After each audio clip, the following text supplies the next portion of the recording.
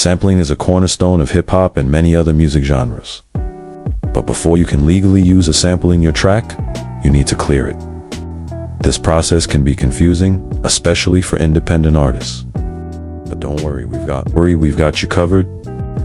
First off, let's quickly define what sampling is.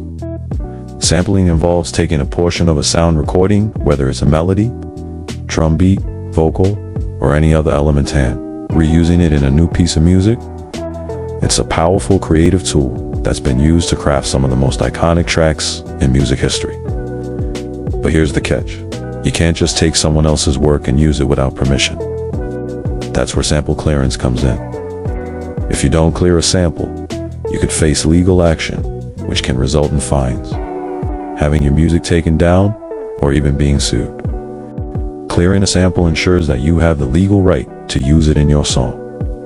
Clearing a sample involves getting permission from two different rights holders. The owner of the sound recording, which is usually the record label that released the original track, and the owner of the composition, which is typically the songwriter or music publisher who owns the underlying music and lyrics. Both of these parties must give you permission before you can legally use the sample. The first step is to identify the sample you want to use. Make sure you know exactly which part of the original track you're sampling, how long the sample is, and how you plan to use it in your own music. Next, you need to find out who owns the rights to both the sound recording and the composition. You can start by checking the credits on the album or single where the original track was released. Websites like Discogs, AllMusic, or even the label's official site can also be useful.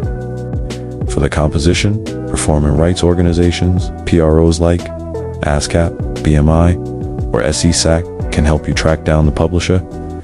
Once you've identified the rights holders, it's time to reach out and request permission to use the sample. This is usually done through a license, request, letter, or email.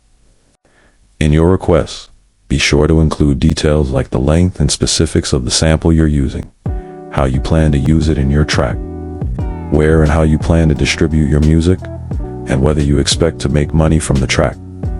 Be prepared for negotiation. They may ask for a fee, a share of royalties, or even a co-writing credit in exchange for granting permission. If the rights holders are open to clearing the sample, you'll need to negotiate the terms. This might include a one-time fee, ongoing royalties, or specific conditions for how the sample can be used. Make sure everything is clear and in writing to avoid future disputes. Once you've agreed on the terms, the rights holders will typically draft a sample clearance agreement. This legal document outlines your rights to use the sample and any obligations you have, such as payment or crediting the original artist. Review the agreement carefully, and if possible, consult with a music lawyer to ensure everything is in order.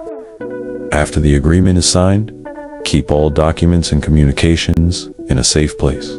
You may need to reference them later, especially if questions arise about your use of the sample. If you're unable to clear a sample, don't use it. You could either choose a different sample, create your own original content, or look for royalty-free samples that don't require clearance.